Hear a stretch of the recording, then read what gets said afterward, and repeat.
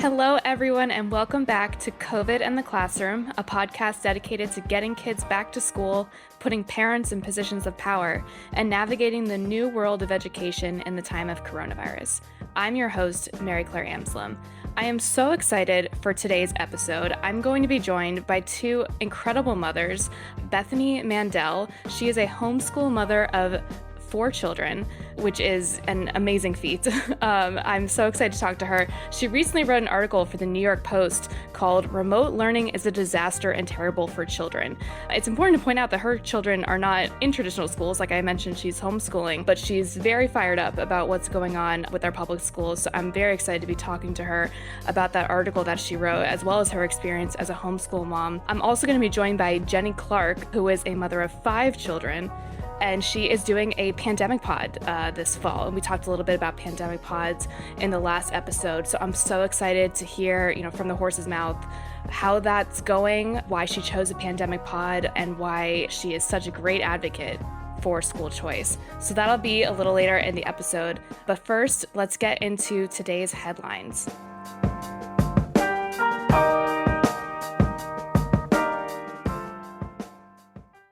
The big story of the day is that the Trump administration announced they will be forming a commission to promote patriotic education.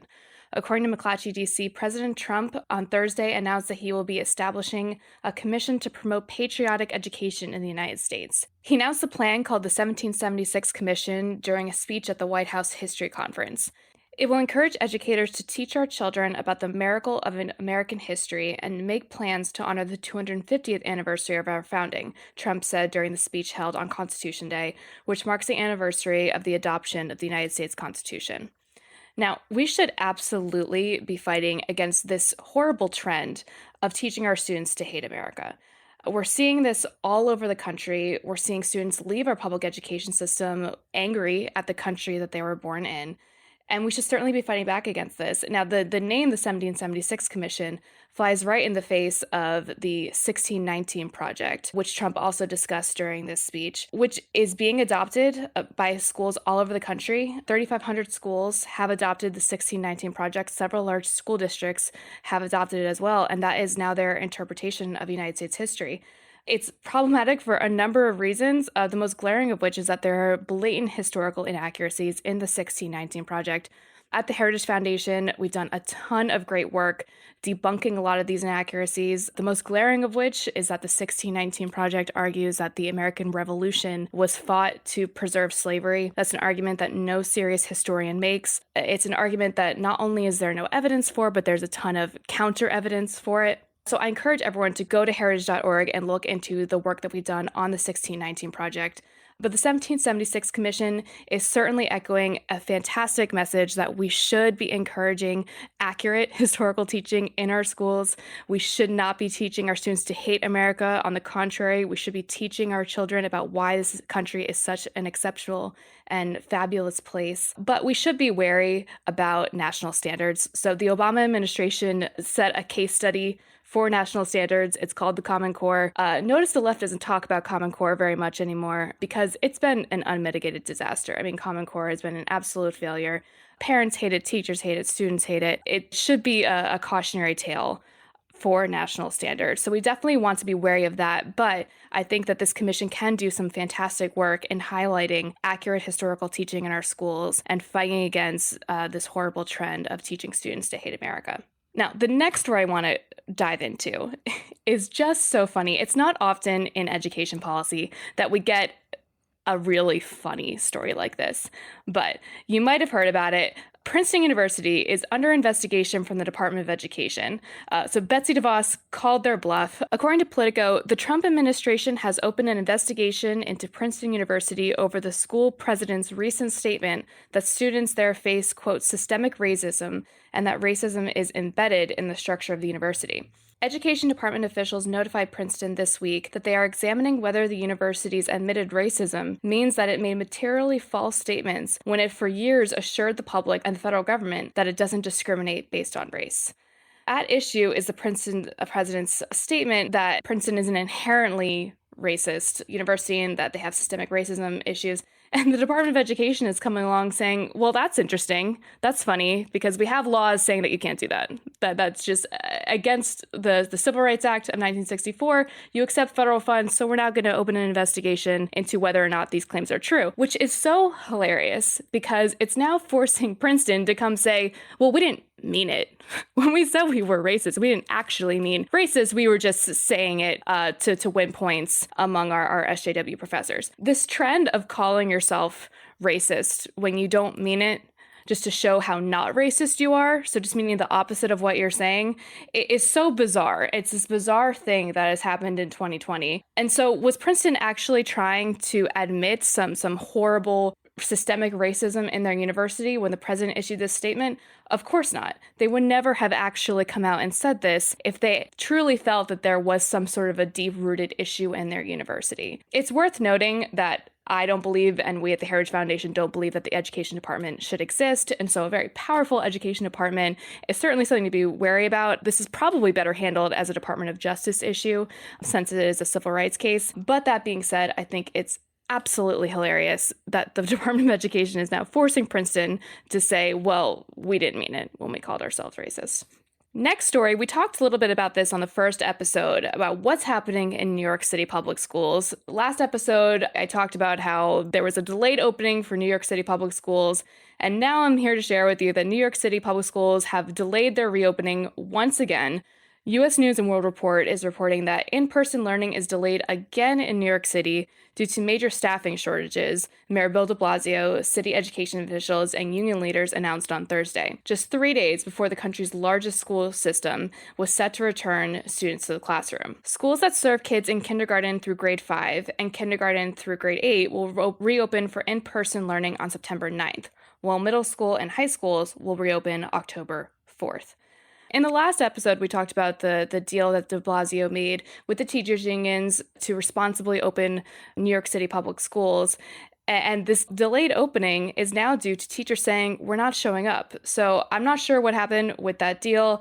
It's certainly discouraging to see teachers just blatantly say, we're not going to come to school. And the same thing is happening in Kenosha, Wisconsin. Local news is reporting that students at some schools in Kenosha Unified School District will begin virtual classes starting Monday, September 22nd, due to a surge of employee absences. The announcement came in a statement from KUSD spokesperson late on Sunday. I put this story out on my Twitter saying that this is absolutely unbelievable that late Sunday night before students were set to return to school on Monday, the school district was saying, sorry, we can't open because teachers are refusing to come into school.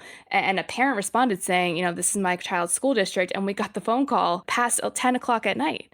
I don't know about you guys, but past 10 o'clock at night, I'm going to sleep. I'm prepared for the next day. So imagine getting your call saying, oh, you got to scramble to get childcare for your kids the next day because schools aren't opening because teachers are refusing to come into school. Something has to be done. Clearly, the efforts made to try and spark deals between the school districts, the teachers' unions, and the politicians like Bill de Blasio, they're not working out because teachers are still refusing to come into class.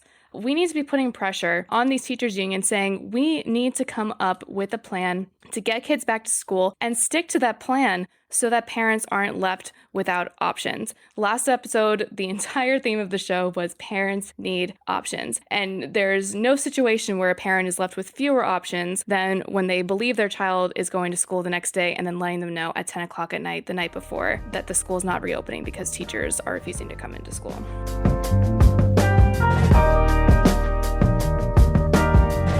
I am joined now by two mothers who made the bold and challenging decision to take their children's education into their own hands, Bethany Mandel and Jenny Clark.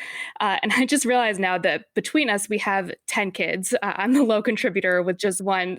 So it's really a miracle that we've managed to all sit down together and have this conversation. So thank you both so much for taking the time to join me on the podcast. Jenny Clark is the founder of the Love Your School, or an organization that celebrates school choice options. She has 5 kids, 4 of whom are on the Arizona Empowerment Scholarship ESA program. She has been a part of an education pod for 3 years that they call Cottage Schools, which meets in her home. And Bethany Mandel is a freelance writer and editor at ricochet.com and a homeschooling mother. She has 4 children, aged 6 and under. Thank you both so much for joining me. Hey, thanks so much for having Thank us. you. So, to start off, I would love to just get both of your first reactions about why you chose the education options for your children that you did. So, Bethany, let's start with you. What went into your decision to become a homeschooling mom? So we were sort of between a rock and a hard place as far as our school options when we were first considering what to do with our oldest when we were living in New Jersey. We are Orthodox Jewish, and so 99% of the people in our community send their kids to the day schools, which are private schools. But we were not comfortable with them for a number of reasons. The cost was a massive factor. Its average is probably $30,000 per child per year. Yeah. And the day is excessively long, in part to give parents childcare to work jobs long enough hours to pay for the aforementioned $30,000 tuition. And I felt like it was too test based, too classroom oriented, not enough play, not enough free time, because people wanted to get their money's worth, and I understand that. But to me, I didn't want to burn my kids out at 5 or 6 years old before they needed to really kind of be these adult members of society. So we had a couple options after we crossed off that from our list. The public schools, and we lived in a very, very left leaning town, and we were not comfortable with what our children were going to be taught in the public schools. And then there was a charter school in the town over that was actually a Hebrew charter school, which was cool because it was half the day in English and half the day in Hebrew. But it was a really difficult process to get in as a non-resident of that town, and we just didn't want to roll the dice. And so I started following a lot of homeschool moms on Instagram, and I sort of was just looking at their days, and they were all universally Christian, but just sort of seeing what is this experience like, and it looked really beautiful and calm and exactly what I envisioned for our family. And so I spent several years convincing my husband, and he let me try it. And last year was kindergarten for us. And now he is the most vocal homeschool advocate you'll ever meet in your life.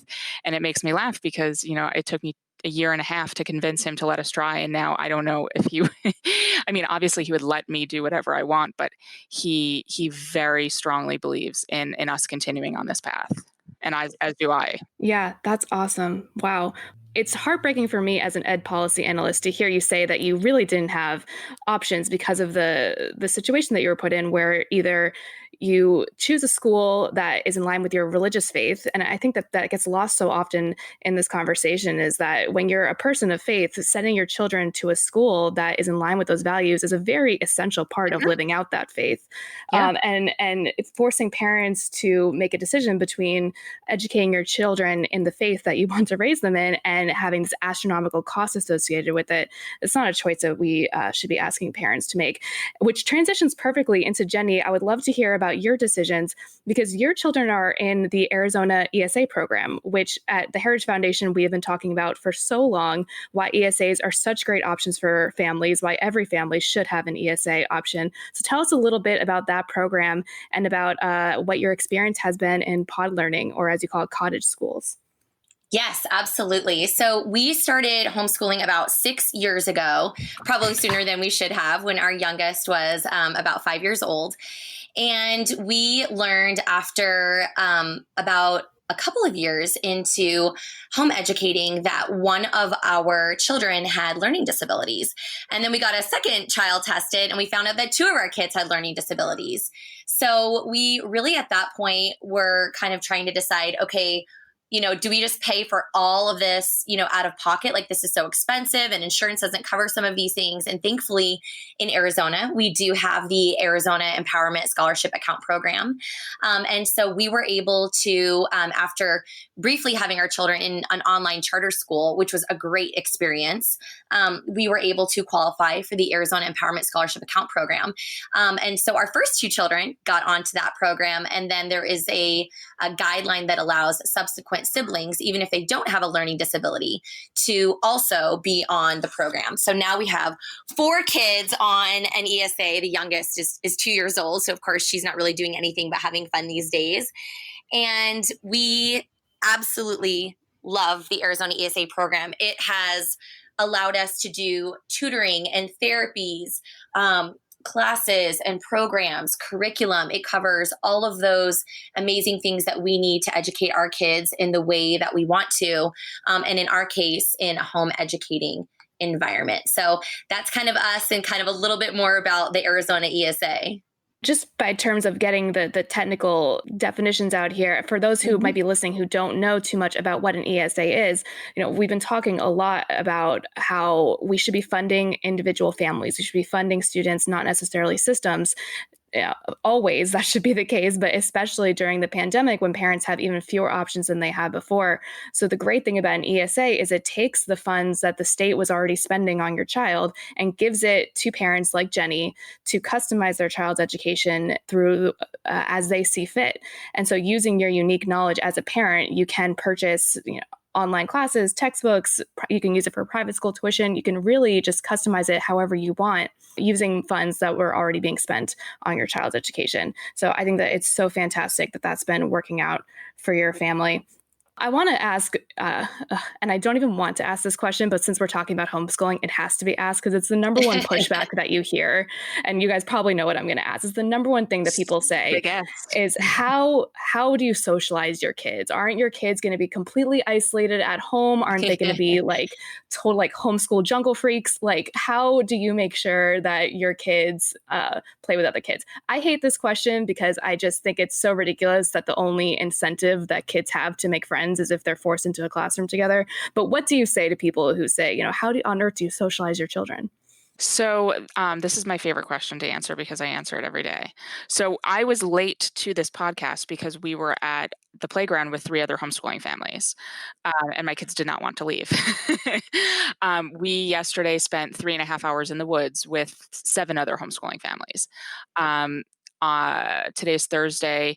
Tomorrow, my kids are like tonight they're doing a gymnastics class. Like every single day, we're doing something with other families, and the way that I turn the tables on this question is I socialize my children in the way that I deem appropriate. And I was not a child that I want my children to be friends with. And I remember telling my friends in second grade things that are not second grade or appropriate. And their parents had no way of knowing what I was telling their children and what I was bringing from home. Their parents had no way of refuting what I was saying or sort of injecting their own sense of morality or moral compass into what I was saying. I corrupted the minds, and I apologize to all of these children, of a lot of my classmates. And it was because I had a not great family situation. And my children have a selected group of friends who do not do that. And when I decide I don't like a child, my children don't play with them. And I see and I hear everything. And if I don't like a conversation, I can change the conversation or I can separate the children. There's so much conversation in our society about bullying, about the loss of innocence, about the introduction of porn and sexuality way too early and way too young. And it's just getting earlier and younger, especially when kids bring cell phones to school and sneak them in. And it's strange to me that homeschoolers get this question without the understanding that we don't have this injected into our family culture from outside influences. And it has made my children sweeter. It has made them more innocent. It has extended their innocence longer than most children have these days.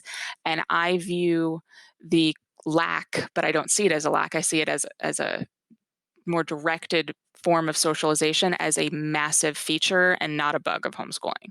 I'm so happy you touched on the early sexualization of children that happens in schools. That's, for me as a parent, that's something that I'm so terrified about. And we don't talk enough about a lot of the negative socialization that happens to kids when they go to school. So no, absolutely. Jenny, do you get any pushback on this when you talk about your kids' schooling situation?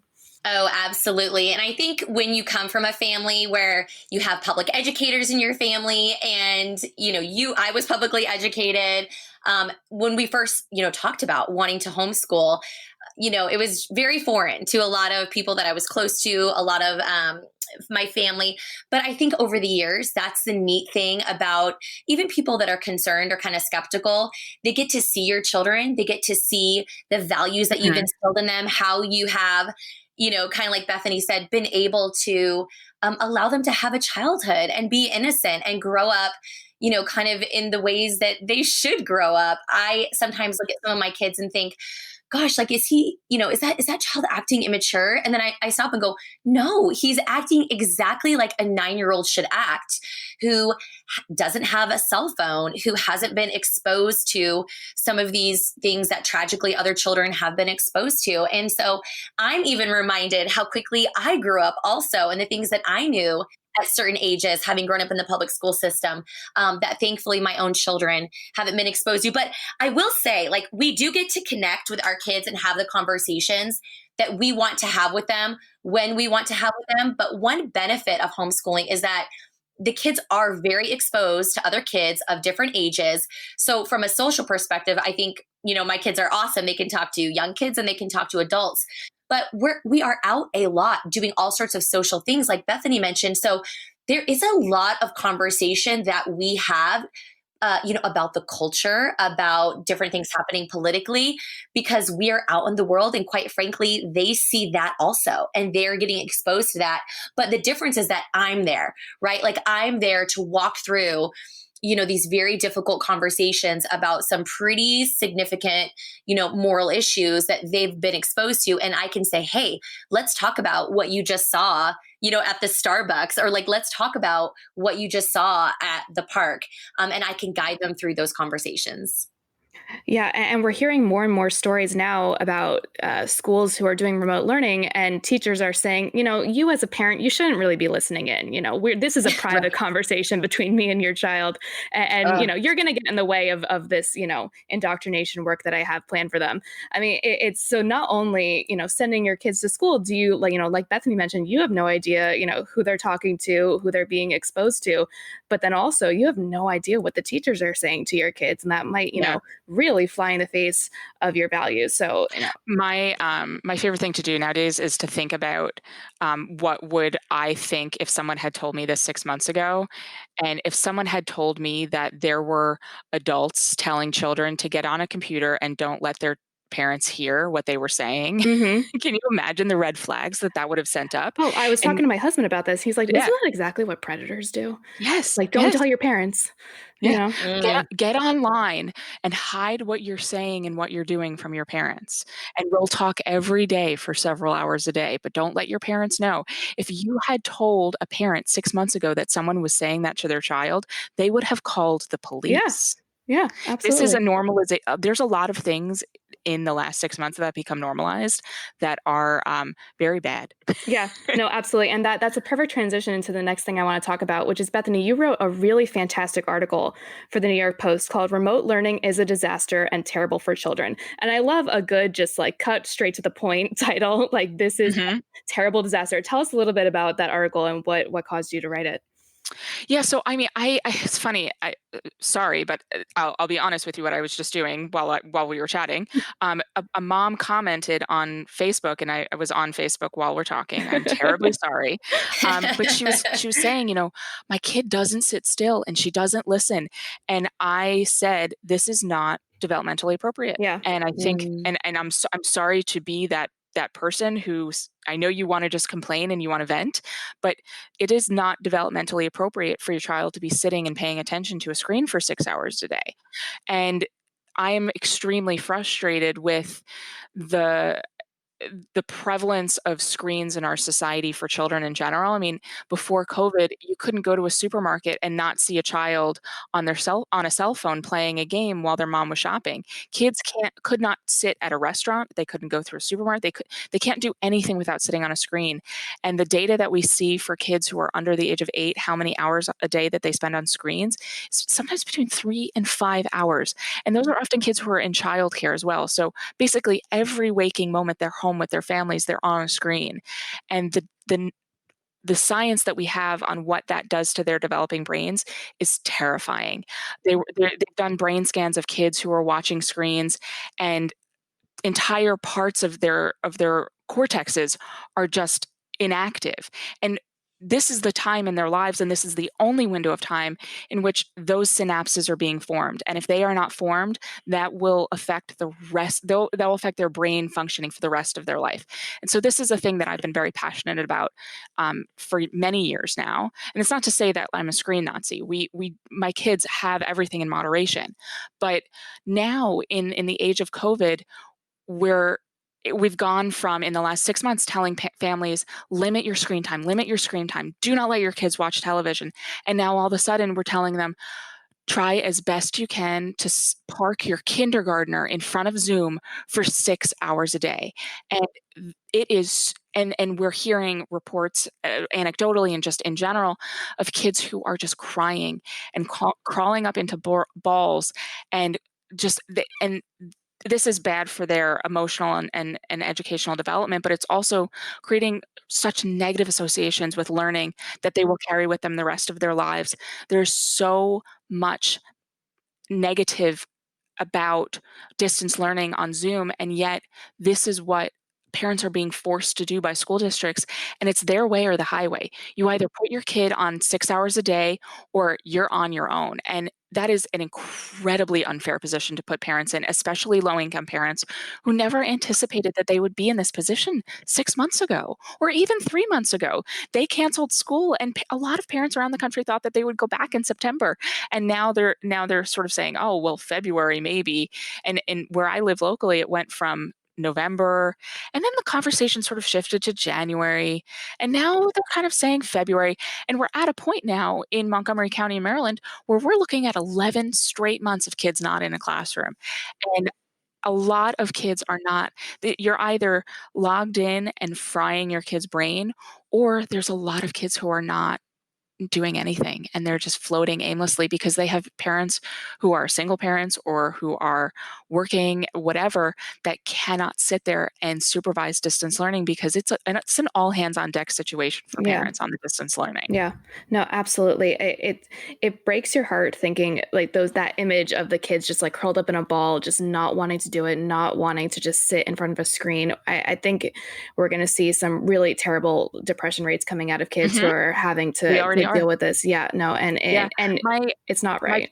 My pediatrician has said that, because I spoke to him recently, the number one thing that they're now dealing with, this used to be cold and sniffles and strep season. Yeah. And now he spends his entire day talking to kids who have mental health issues. Oh God. And he's not equipped. Yeah. he's the strep guy. Right. He can't sit there.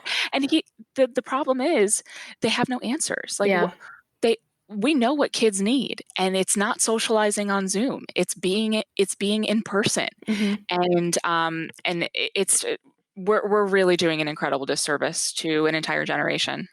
Yeah, no, I know that as a country we have, a few different crises on our hands right now, but I really just wish that we treated this like the crisis that it is, that putting kids in front of a screen and leaving parents without the options is just an unacceptable reality that we're putting on families. So eventually this virus is going to go away. God willing, sooner rather than later. But eventually, through a vaccine or, through herd immunity, whatever it is, eventually we're going to hopefully have some semblance of normalcy. What do you all think? And I'll ask Jenny first. What do you think the long-term implications of the education system will be once this virus is gone with? Gosh, that's a really big question. But one of my hopes is that we will realize the need for families to have more options than what they currently have now. I mean, Bethany touched on so many of the extremely legitimate concerns that parents and educators and, quite frankly, society should have about, these long extended periods of kids being on Zoom. And then we're multiplying that times how many hours a day, how many days a week, how many months of the year for some of these school districts that are just, deciding not to open. So my hope is that parents will kind of now more than ever realize the need and the value for school choice, for educational freedom, and they will start to demand it. They will say, this isn't working. The school either needs to open because I'm in a situation where, I work and my husband works and we need these options. Or if the local, public school by me is not opening, then we need to be able to get those funds and we need to be able to take them to a private school that is open or a micro school that is, popped up in our community. That's an option for our family. So that's part of my hope, is that we'll see states and we will see families starting to step up and demand these options for more school choice and for more directed funding directly to families. Yeah, I mean, that's a lot of what I'm hoping too. That this is not a sustainable situation for American families, and I hope that people start saying, if the public school system is not going to provide anything resembling an adequate education for my child, then we need to stand up and we need to do something about it. And I think this has really energized people about school choice. Mm-hmm. And I hope that people take those energy levels to the polls and to their. I mean, it's not just the president; it's their state and local officials as well, and they need to put pressure on their school districts to uphold their constitutional responsibilities, which is to provide an education for children. Yeah, it's really interesting to see school choice become not just, another issue that people consider when voting. It's becoming a very personal issue for a lot of families. So it'll be really interesting to see. And if the history of ed policy in the United States shows us anything, it's that real change only happens when you have energetic parents who are involved and advocating on behalf of their children. And so I really do hope that we will see a lot more of that. Just to close out, what advice would either of you give to parents who want to start looking into options outside of their public school system, either because they were dissatisfied before or they're, left without options out during the pandemic? What advice would you give to parents who want to get started on a thing like a pandemic pod or on things like homeschooling? Bethany, let's start with you. So I think that I've been suggesting this to every single person who complains about distance learning, who are already at home supervising their kids. And I say, what you are doing is requiring more time. It's more frustration, and there are fewer returns. And so if you are going to be home with your child anyway, supervising, which you have to be if they're under the age of, I don't know, say 12 or 13, pull them out, and and pull them out now, because then your state can't give they can't get funding for your child. And so that sends a message to your school district that you will, even if you can't take your money and go elsewhere, you can take your money at least, and they can pull that out of the school system. And then talk to other homeschoolers. There's a million Facebook groups. There's a million Instagram accounts. I started a YouTube channel this summer with a homeschooling 101 conversation for parents, because I was getting so many calls about this. And just start investigating your options. But it doesn't have to be a sprint. It's a marathon. And so don't feel like you have to do every single thing perfectly the moment you pull your kids out. Pull your kids out. Find an equilibrium, find a balance, find your parenting zone, and then slowly start adding in a read aloud. You can start that right from the beginning. Do read aloud several times a day. Think about the philosophy of how you want your homeschool to look like, and just slowly add things as you feel are appropriate. But give yourself grace. This is an extremely stressful time, and Lord knows the school district wasn't educating your child perfectly. You can do it better, and you have to have faith in yourself that you can, because it really can't get any worse than what they were doing. So my suggestion to people is to just look into homeschooling and consider the fact that the 6 hours that you were spending pulling your hair out in Zoom, you could have 2 hours instead of just reading out loud and playing much more relaxed and tailoring an education right to your child, instead of on a screen with 25 other kids. I think, in Arizona, that's one of the reasons why we started Love Your School, is so that families know what their school options are. That's our whole mission and vision, is celebrating school options and trying to reach every single family, in Arizona, which is where we're located, so that they know what their options are. In Arizona, we are very blessed. We do have a lot of really incredible public district schools and also some public charter schools. And so while the online Zoom kind of option clearly is not working for a large majority of families. For some families, it is working, or only pieces of it aren't working. And so a lot of the advice I give to families when they kind of come to me, if they're sharing their situation, is, okay, you don't have to make the immediate jump if that's overwhelming you and if it doesn't work for your family structure to, let's say, moving to homeschool. But are there pieces of what you're doing right now that you can change, that you can work through, and that you can change, and that you can work with your district? Because you are the parent, you are in charge, and you're in control. I was just talking to a close friend that I went to high school with at the laundry yesterday, and we were talking about just that. I said, listen, if that particular class isn't working for your child online because she works full time at the laundromat, then you need to talk to the teacher and say, we're going to do this class and this class not on Zoom. And this is why. And this is why we have to do it. And stand up as a parent and know what your rights are and tell the school what is and isn't working for you. But I'm also very, very sensitive because of my own children to those other families who have kids that have special needs and may not live in a state where they have an empowerment scholarship like we have access to, where they can walk away from the services that they were getting at the school, and then be able to go around and turn and get an ESA and use those funds for different therapies and tutors.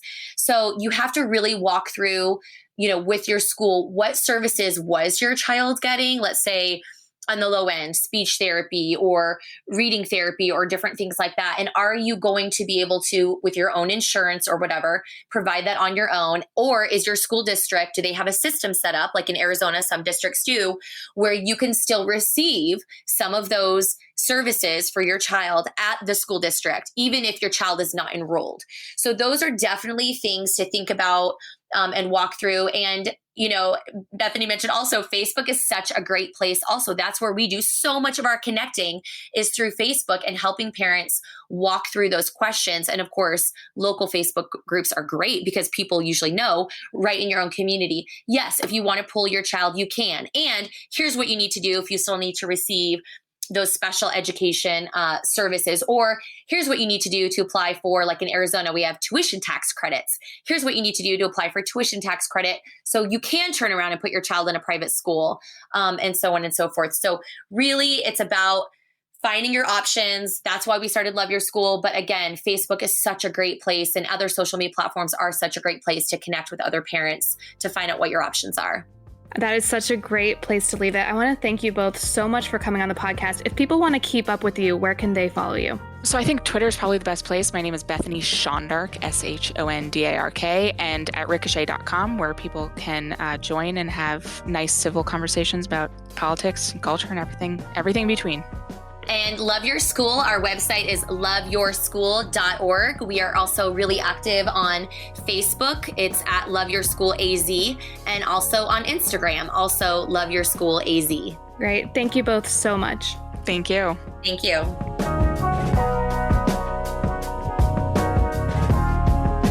Thank you for joining us on COVID in the Classroom. I look forward to bringing you more essential information for parents, educators, and students during this critical time.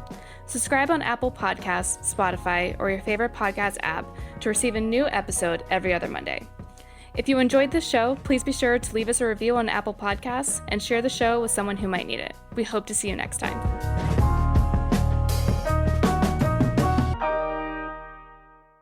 COVID and the Classroom is brought to you by more than 500,000 members of the Heritage Foundation. Sound design by Lauren Evans, Mark Guiney, and John Popp.